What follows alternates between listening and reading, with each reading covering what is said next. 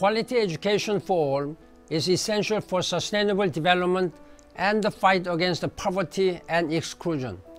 That is why I launched the Global Education First initiative in 2012. Our efforts are bearing fruit.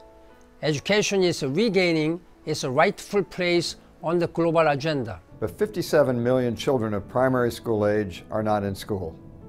Children in poor rural communities or conflict zones, children with disabilities, those forced to work to help their families make ends meet, and far too often, girls. We have a responsibility to ensure access to quality education for every child, boy or girl, rich or poor.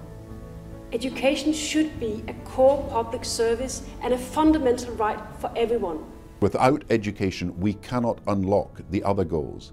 Without universal education, which is winning the war against illiteracy and ignorance, we cannot also win the war against disease, squalor, and unemployment. What will it take for countries to achieve learning for all? It takes an international movement like the Global Education First Initiative.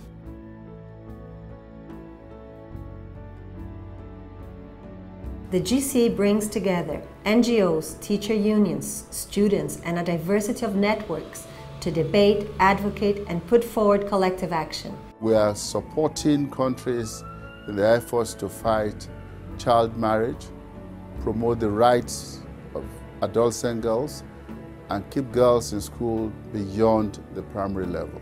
Today, under Education International, more than 30 million educators from 170 nations are mobilised to advocate for the training and the tools and the environments to provide quality education to every student. By the end of 2013, the global partnership will have committed just under $4 billion to the poorest countries of the world.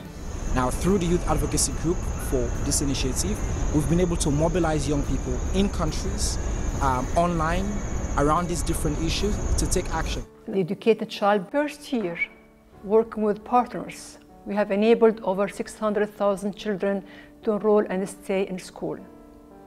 We are aiming to reach 10 million by the end of 2015, and our partners are well positioned to make this happen.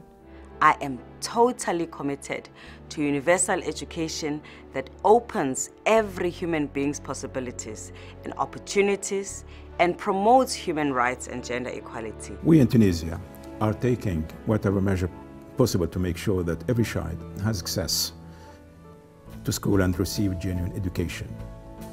We advocate the idea also that education for children should be inscribed in our new constitution.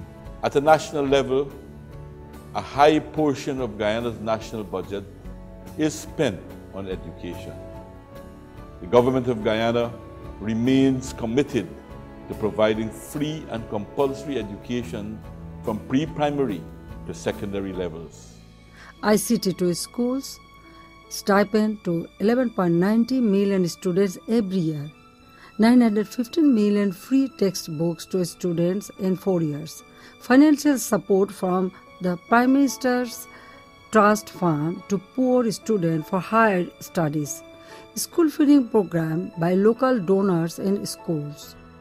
Des résultats significatifs ont été réalisés et qui ont permis à mon pays d'atteindre entre autres 97,4% du taux net de scolarisation et 70% du taux d'achèvement de l'école primaire. When the Millennium Development Goals prioritised education, a lot happened.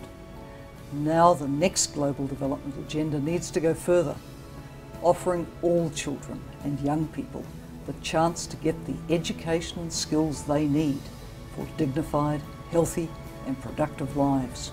We have to keep the pressure on, because investing in education is the single best way to beat poverty, to drive growth and to promote more inclusive and peaceful societies.